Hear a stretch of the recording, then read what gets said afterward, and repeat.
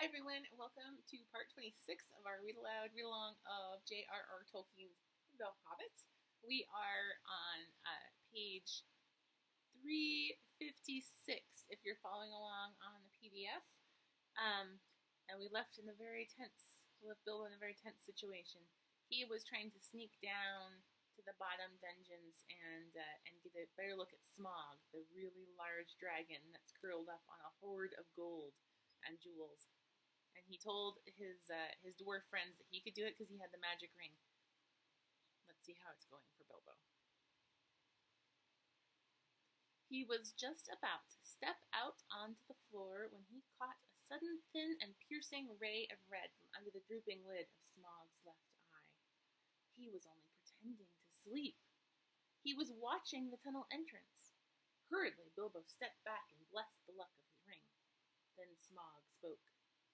"Well, thief, I smell you and feel your air. I hear your breath. Come along, help yourself again, there is plenty to spare."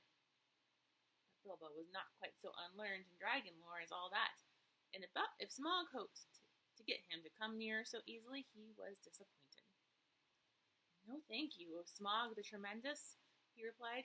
"I did not come for presents. I only wished to have a look at you and see if you were truly as great as the tales say. I did not believe them." "Do you now?" said the dragon, somewhat flattered, even though he did not believe a word of it. "Truly, songs and tales fall utterly short of the reality, O Smaug, the chiefest and greatest of calamities," replied Bilbo. "You have nice manners for a thief and a liar," said the dragon. "You seem familiar with my name, but I don't seem to remember smelling you before. Who are you, and where do you come from, may I ask?" "You may indeed. I come from under the hill, and under the hills and over the hills my paths led, and through the air. I am he that walks unseen." "So I can well believe," said Smaug, "but that is hardly your usual name." "I am the clue finder, and the web cutter, and the singing fly. I was chosen for the lucky number." "Lovely titles," sneered the dragon, "but lucky numbers don't always come off." "I am he that buries his friends alive, and drowns them, and draws them alive again from the water. I came from the end of a bag, but no bag went over me." "Those don't sound so creditable," scoffed Smaug. "I am the friend of bears and the guest of eagles. I am a ring wearer and luck wearer, and I am a barrel rider," went on Bilbo, beginning to be pleased with his riddling. "That's better," said Smaug, "but don't let your imagination run away with you." This, of course, is the way to talk to dragons, if you don't want to reveal your proper name, which is wise. And you don't want to infuriate them by a flat refusal, which is also very wise. No dragon can resist the fascination of riddling talk and wasting time trying to understand it. There was a lot here which Smaug did not understand at all, though I expect you do, since you know all about Bilbo's adventures to which he was referring. But he thought he understood enough, and chuckled in his wicked inside. "I thought so last night," he smiled to himself. "Lakemen, some nasty scheme of those miserable tub-trading lakemen, or I'm a lizard. I haven't been down that way for an age and an age, but I will soon alter that." "Very well, O Barrow Rider," he said aloud. "Maybe Barrel was your pony's name, and maybe not, though it was fat enough. You may walk unseen, but you did not walk all the way. Let me tell you I ate 6 ponies last night, and I shall catch and eat all the others before long. In return for the excellent meal, I will give you one piece of advice for your good. Don't have more to do with dwarves than you can help." "Dwarves?" said Bilbo in pretended surprise. "Don't talk to me," said Smaug. "I know the smell and taste of dwarf, no one better. Don't tell me that I can eat a dwarf-ridden pony and not know it. You'll come to a bad end if you go with such friends, thief barrow rider. I don't mind if you go back and tell them so, from me." But he did not tell Bilbo that there was one smell he could not make out at all. Hobbit smell, It was quite outside his experience and puzzled him mightily. "I suppose you got a fair price for that cup last night?" he went on. "Come now, did you?" "Nothing at all." "Well, that's just like them, and I suppose they're skulking around outside, and your job is to do all the dangerous work and get what you can when I'm not looking. For them? And will get a fair share? Don't you believe it. If you get off alive, you will be lucky." Bilbo was now beginning to feel really uncomfortable. Whenever Smaug's roving eye, seeking for him in the shadows, flashed across him, he trembled, and an unaccountable desire seized hold of him to rush out and reveal himself and tell all the truth to Smaug. In fact, he was in grievous danger of coming under the dragon spell, but plucking up courage, he spoke again. "You don't know everything, O Smaug the Mighty," said he. "Not gold alone brought us hither." "Ha ha! You admit the us," laughed Smaug. "Why not say us 14 and be done with it, Mr. Lucky Number? I am pleased to hear that you had other business in these parts besides my gold. In that case, you may perhaps not altogether waste your time. I don't know if it has occurred to you that even if you could steal the gold bit by bit, a matter of 100 years or so, could you not get it very far? Not much use on the mountainside, not much use in the forest. Bless me, had you never thought of the catch? A 14th share, I suppose, or something like it. Those were the terms, eh? But what about delivery? What about cartage? What about armed guards and trolls?" And Smaug laughed aloud. He had a wicked and a wily heart, and he knew his guesses were not far out, though he suspected that the lake men were at the back of the plans, and that most of the plunder was meant to stop there in the town by the shore that in his young days had been called Esgareth. You will hardly believe it, but poor Bilbo was really taken aback. So far all his thoughts and energies had been concentrated on getting to the mountain and finding the entrance. He had never bothered to wonder how the treasure was to be removed, and certainly never thought how any part of it that might fall to his share was to be brought all the way back to Bag End Underhill.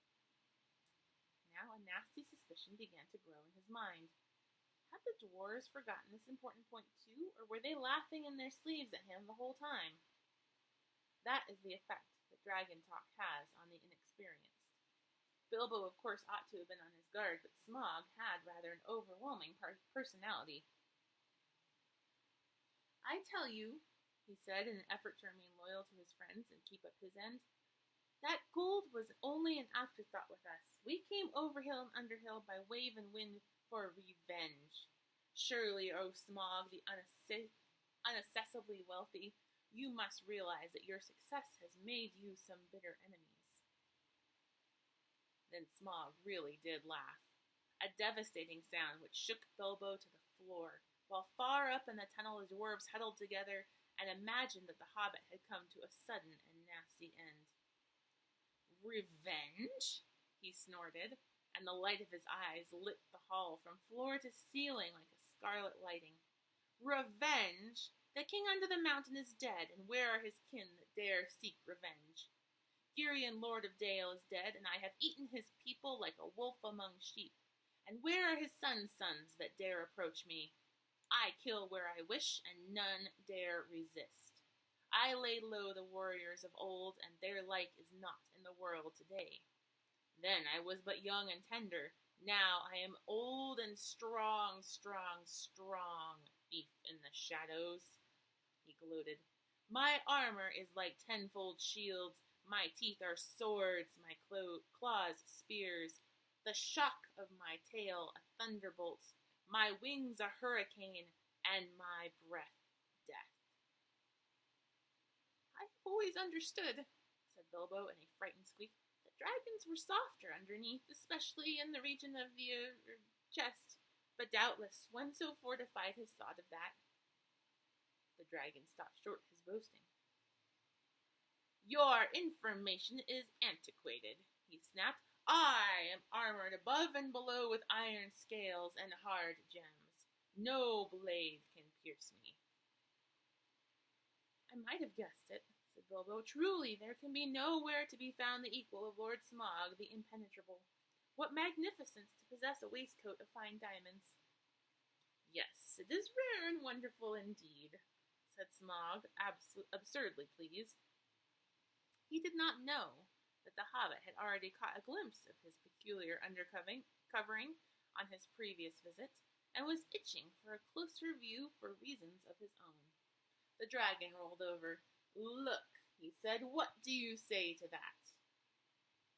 "Dazzlingly marvelous, perfect, flawless, staggering," exclaimed Bilbo aloud. But what he thought inside was, "Old fool, why, there's a large patch in the hollow of his left breast as bare as a snail out of his shell." After he had seen that Mr. Baggins' one idea was to get away, "Well, I really must not detain your magnificence any longer," he said, "or keep you from your much-needed rest. Ponies take some catching, I believe, after a long start, and so do burglars," he added as a parting shot as he darted back and fled up the tunnel. It was an unfortunate remark, for the dragon spouted terrific flames after him. As fast though he sped up the slope, he had not gone nearly far enough to be comfortable before the ghastly head of Smog was thrust against the opening behind. Luckily, the whole head and jaws could not squeeze in, but the nostrils sent forth fire and vapor to pursue him, and he was nearly overcome, and stumbled blindly on in great pain and fear. He had been feeling rather pleased with the cleverness of his conversation with Smog, but his mistake at the end shook him into better sense. "Never laugh at live dragons, Bilbo, you fool," he said to himself, and it became a favorite saying of his later, and passed into proverb. "You aren't nearly through this adventure yet," he added, and that was pretty true as well. The afternoon was turning into evening when he came out again and stumbled and fell in a faint on the doorstep. The dwarves revived him and doctored his scorches as well as they could, but it was a long time before the hair on the back of his head and his heels grew properly again. It had all been singed and frizzled right down to the skin. In the meanwhile, his friends did their best to cheer him up, and they were eager for his story, especially wanting to know why the dragon had made such an awful noise, and how Bilbo had escaped. But the Hobbit was worried and uncomfortable, and they had difficulty getting anything out of him. On thinking things over, he was now regretting some of the things he had said to the dragon, and was not eager to repeat them. The old thrush was sitting on a rock nearby with his head cocked on one side, listening to all that was said. It shows what an ill temper Bilbo was in. He picked up a stone and threw it at the thrush, which merely fluttered to one side and came back. "Drat the bird," said Bilbo crossly. "I believe he is listening, and I don't like the look of him." "Leave him alone," said Thorin. "The thrushes are good and friendly, and this is a very old bird indeed, and is maybe the last left of the ancient breed that used to live about here, tamed to the hands of my father and grandfather. They were a long-lived and magical race, and this might even be one of those that were alive then, a couple hundreds of years or more ago. The men of Dale used to have the trick of understanding their languages and used them for messengers to fly to the men of the lake and elsewhere." "Well, he'll have news to take to Lake Town, all right, if that is what he's after," said Bilbo, "though I don't suppose there are any people left there that trouble with the thrush language." "Why, what has happened?" cried the dwarfs. "Do get on with your tale." So Bilbo told them all he could remember, and he confessed that he had a nasty feeling that the dragon guessed too much from his riddles, and added to the camps and ponies. "I am sure he knows that we came from Lake Town and had help from them, and I have a horrible feeling that his next move may be in that direction. I wish to goodness I had never said that about Barrow Rider. It would make even a blind rabbit in these parts think of the lake men." "Well, well, it cannot be helped, and it is difficult not to slip in talking to a dragon, or so I have always heard," said Balin, anxious to comfort him. "I think you did very well, if you ask me. You found out one very useful thing, at any rate, and got home alive, and that is more than most can say who have had words with the likes of Smog. It may be a mercy and a blessing, yet, to know of the bare patch in the old worm's diamond waistcoat. A waistcoat is like a little vest. That turned the conversation, and they all began discussing dragon slayings, historical, dubious, and mythical, and the various sorts of stabs and jabs and undercuts, and the different arts and devices and stratagems by which they had been accomplished. The general opinion was that catching a dragon napping was not as easy as it sounded, and the attempt to stick one or prod one asleep was more likely to end in disaster than a bold frontal attack. All the while they talked, the thrush listened, till at last, when the stars began to peep forth, it silently spread its wings and flew away. And all the while they talked, and the shadows lengthened, and Bilbo became more and more unhappy, and his forebodings grew. At last he interrupted them. "I am sure we are very unsafe here," he said, "and I don't see the point of sitting here. The dragon has withered all the pleasant green, and anyway the night has come, and it is cold. But I feel it in my bones that this place will be attacked again. Smog knows how I came down his hall, and you can trust him to guess where the other end of the tunnel is. He will break all this side of the mountains to bits, if necessary, to stop our entrance, and if we are smashed with it, the better he will like it." "You are very gloomy, Mr. Baggins," said Thorin. "Why has not Smog blocked the lower end, then, if he is so eager to keep us out? He is not, or we should have heard him." I don't know. Because at first he wanted to try and lure me in again, I suppose, and now perhaps because he is waiting till after tonight's hunt, or because he does not want to damage his bedroom if he can help it. But I wish you would not argue. Smog will be coming out at any minute now, and our only hope is to get well in the tunnel and shut the door." He seemed so much in earnest that the dwarves did at last, as he said, but they delayed shutting the door. It seemed like a desperate plan, for no one knew whether or how they could get it open again from the inside, and the thought of being shut in a place from which the only way out led through the dragon's lair was not one they liked. Also, everything seemed quite quiet, both outside and down in the tunnel. So for a longish while they sat inside, not far down from the half-open door, and went on talking. The talk turned to the dragon's wicked words about the dwarves. Bilbo wished he had never heard them, or at least that he could feel quite certain that the dwarves were now absolutely honest when they declared that they had never thought at all about what would happen after the treasure had been won. "We knew it would be a desperate venture," said Thorin, "and we know it still. I still think that when we have won it, will be time enough to think about what to do about it. As for your share, Mr. Baggins, I assure you we are more than grateful, and you shall choose your own 14th, as soon as we have anything to divide. I am sorry if you are worried about transport, and I will admit the difficulties are great.